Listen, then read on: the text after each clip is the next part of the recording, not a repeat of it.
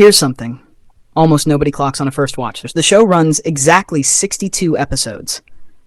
Element 62 on the periodic table is samarium, used to treat lung cancer. Same instinct for hidden precision shows up everywhere, including a background chess match between two extras that ends in checkmate, timed to Walt's own ending. If the writers hid that much intention in the background, imagine what's hiding inside the 7 people actually telling the story. Every one of them has a detail almost nobody notices, and inside that detail a strength nobody gives them credit for. The man, Walter White, start with the finale's title, Felina. Split it and you get Li, Na, the chemical symbols for iron, lithium, sodium, blood, meth, tears. The show encoded his ending in periodic notation. That's not decoration, that's the exact kind of exactness this character lives by. Call it ego if you want. Underneath it is command of a craft that takes decades to build. Call it pride if you want. Underneath it is refusal to be small in a life that kept telling him to be. Call it control if you want. Underneath it is a need to make sure the people he loves are never exposed again. That drive for mastery is the same wiring that makes a brilliant teacher. It just found a bigger canvas. Composure under pressure most people fold under. That's not something you fake. Quick, high-stakes decision-making, right more often than wrong. A real cognitive gift, ambition, precision, resolve, protectiveness. The same 4 traits encoded into the very title of how he ends. This one just aimed all 4 in the same direction for too long. An assistant.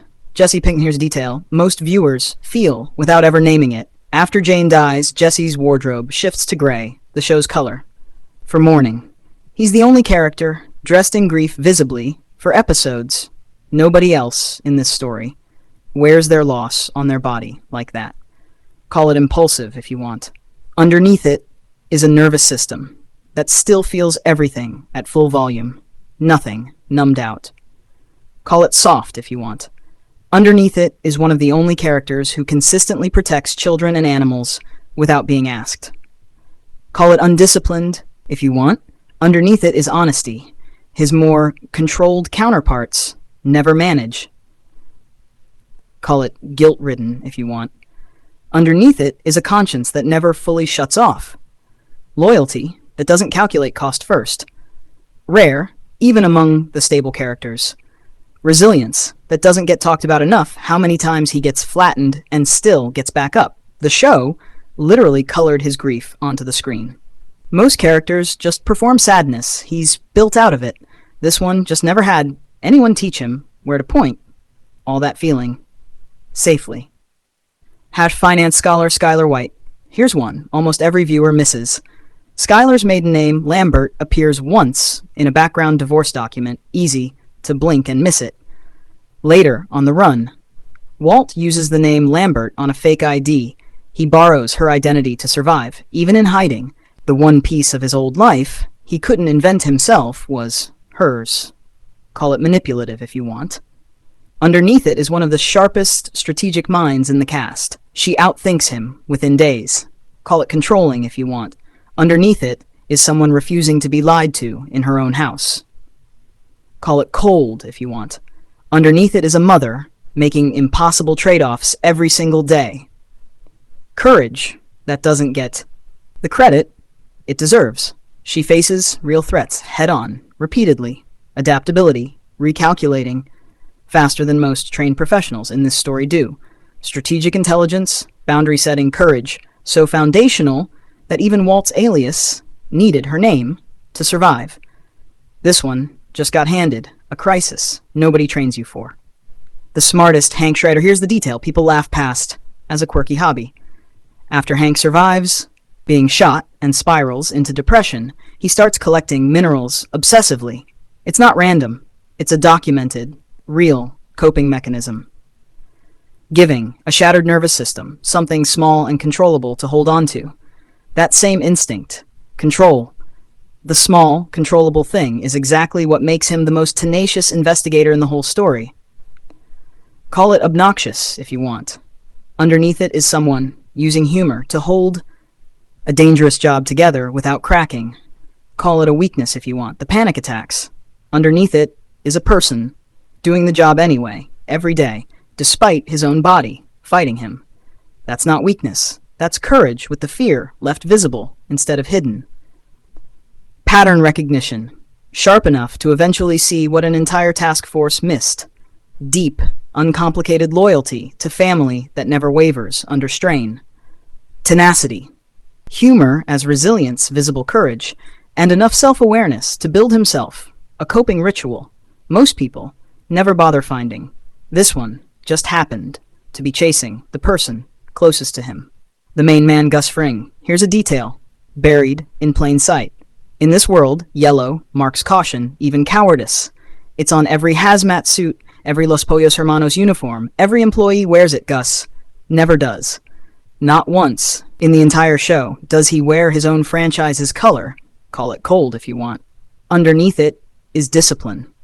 So complete, it extends to what he refuses to put on his own back. Call it calculating if you want. Underneath it is patience. Most people can't sustain for an hour, let alone years. Call it controlling if you want. Underneath it is genuine, operational mastery without a single visible crack. Restraint. Under provocation that would break almost anyone else in this story, instantly. Long-range vision, thinking in years, while everyone around him thinks in days. Composure as a genuine, visibly built skill. Never once undercut, not even by his own uniform. Discipline, patience, mastery, restraint, vision.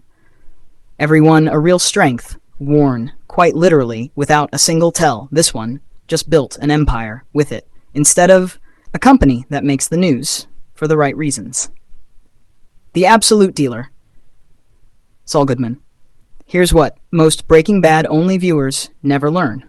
Long before the flashy suits, he ran cons out of his family's failing store, and the brother, who should have believed in him, doubted him the whole way through. The persona everyone laughs at wasn't built from nothing. It was built to survive, being underestimated by the one person whose approval mattered most. Call it sleazy if you want. Underneath it is genuine, creative problem solving. A mind that finds an exit from situations that look like dead ends. Call it manipulative if you want. Underneath it is real charisma, making people feel at ease in the worst moments of their lives. Call it opportunistic if you want. Underneath it is relentless work ethic, always building an angle, never idle, loyalty that shows up in small, unglamorous ways, showing up for people already written off. Humor deployed as a real social skill. De-escalation. Most trained negotiators would envy the performance, a real memory of being doubted, and a real drive to never be powerless again. Creativity, charisma, work ethic, loyalty. Every one of them forged in that back room long before anyone was watching. This one just built his stage on the wrong side of the courtroom. The strongest. Mike Ehrmantraut. Here's the detail most casual viewers skip past entirely. Before any of this, Mike spent decades as a real police officer, a full, disciplined career most of the cast never gets close to. He isn't muscle who wandered into crime. He's a professional whose institution let him down, and who kept every one of his standards anyway. Call it cold if you want. Underneath it is precision. A professional who never leaves a loose end. Call it ruthless if you want. Underneath it is a personal code followed without exception. Call it detached if you want. Underneath it is a grandfather whose entire remaining purpose is protecting one child completely. Composure from decades of real experience, not indifference. Quiet mentorship, passing on hard-earned competence without ego attached. Restraint, even when the faster option is right there, a whole career of discipline still running. Precision, principle, protectiveness, restraint. A badge's worth of standards, kept long after the badge was gone. This one just spent it, containing a broken system's damage instead of stopping it at the source. 7 people. 7 hidden details. Almost nobody clocks on a first watch. A finale title spelled in chemistry. A color worn only in grief. A name borrowed to survive. A hobby that was really healing. A uniform never worn. A childhood that built the hustle.